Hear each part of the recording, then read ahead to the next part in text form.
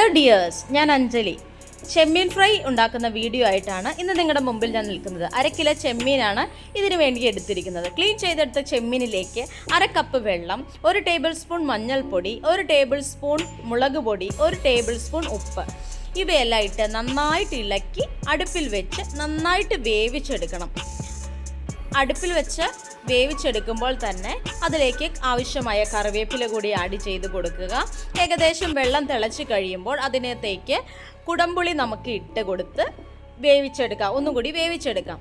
ഏകദേശം വെള്ളം പകുതിയോളം വറ്റും എന്ന കണക്കാകുമ്പോഴേക്കും നമുക്കതിനകത്തേക്ക് അരിഞ്ഞു വെച്ചിരിക്കുന്ന തേങ്ങാക്കൊത്ത് കൂടി ആഡ് ചെയ്ത് കൊടുക്കാം.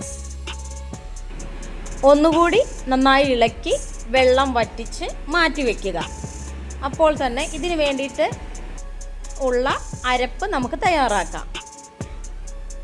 2 ടേബിൾ സ്പൂൺ മല്ലിപ്പൊടി, 1 table spoon garam masala, 2 table spoon മുളക് പൊടി, 1 ടേബിൾ സ്പൂൺ മഞ്ഞൾപ്പൊടി ഇവയെല്ലാം എടുക്കുക. 2 മീഡിയം സൈസ് സവാള, പച്ചമുളക്, ഇഞ്ചി, വെളുത്തുള്ളി എടുക്കുക. ഒരു മൺചട്ടി അടുപ്പിൽ വെച്ച് നന്നായി ചൂടായതിന് ശേഷം അതിനകത്തേക്ക് വെളിച്ചെണ്ണ ഒഴിക്കുക, കടുക് പൊട്ടിക്കുക. നമ്മൾ ചതച്ച് വെച്ചിരിക്കുന്ന ഇഞ്ചിയും വെളുത്തുള്ളിയും ഇട്ട് ഒന്ന് മൂപ്പിച്ചെടുക്കുക. പച്ചമുളക് ഇടുക. അതൊന്ന് ചൂടായതിന് ശേഷം അരിഞ്ഞു വെച്ചിരിക്കുന്ന സവാള ഇട്ട് ഒന്നുകൂടി വേവിച്ചെടുക്കുക. ഏകദേശം പകുതിയോളം വേവെത്തുമ്പോഴേക്കും 1 ടേബിൾ സ്പൂൺ ഉപ്പിട്ട് ഒന്നുകൂടി ഇളക്കി നന്നായി വേവിച്ചെടുക്കുക.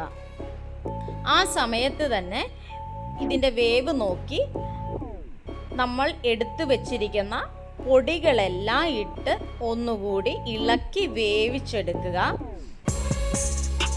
നന്നായി ഇളക്കി തന്നെ വേവിച്ചെടുക്കാൻ ശ്രമിക്കുക. അടി പിടിക്കാതെ കരിഞ്ഞു പോകാതെ നോക്കണം. ഏകദേശം വെന്തു. അപ്പോൾ തന്നെ നമ്മൾ വേവിച്ച് വെച്ചിരിക്കുന്ന ചെമ്മീൻ ഇട്ട് ഒന്നുകൂടി നന്നായിട്ട് ഇളക്കി വേവിച്ചെടുക്കുക. ഇങ്ങനെയാണ് നമ്മൾ ചെമ്മീൻ ഫ്രൈ ഉണ്ടാക്കുന്നത്. നിങ്ങളെല്ലാവരും ട്രൈ ചെയ്ത് നോക്കണം. സബ്സ്ക്രൈബ് ചെയ്യാത്തവരെ സബ്സ്ക്രൈബ് ചെയ്യുക. ലൈക്ക്, ഷെയർ എല്ലാം അത്യാവശ്യമാണ്. വീണ്ടും കാണും വരെയും ബൈ ബൈ.